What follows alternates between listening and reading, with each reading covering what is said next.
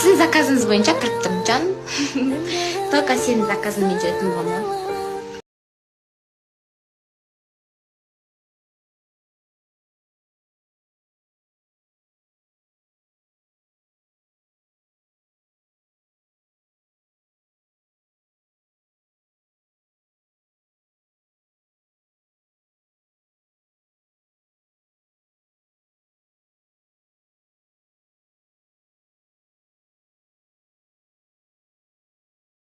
Неғыласың сылқым? Ертең міне Заринаның образы осындай болатын болды ендігіде.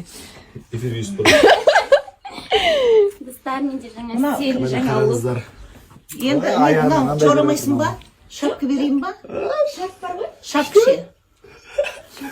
Білмеймін, бір жылы шапка киіп алсаң. Ертеңгі немерелердің қамы ғой, немерелердің, не? Мәйгі подружка болып мені қуып жіберетін сияқты. Өз менді балалар үйінен келгенде. Өз менді балалар үйінен. Все, ақпарат дайын, достар. Все, ақпарат дайын.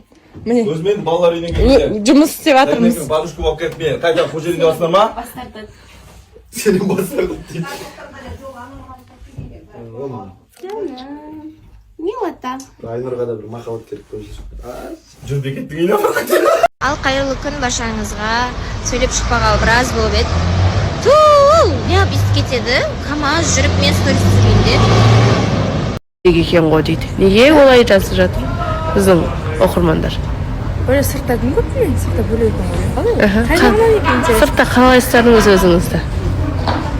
Bilmeyeyim. Эфирде кіресіз бе?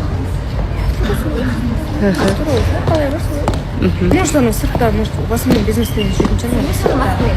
Енді жалғыз өзім жүремін ғой, көбінесе содан кейін андай бизнестен жүргеннен кейін, может, скромный екен дейтін шығар.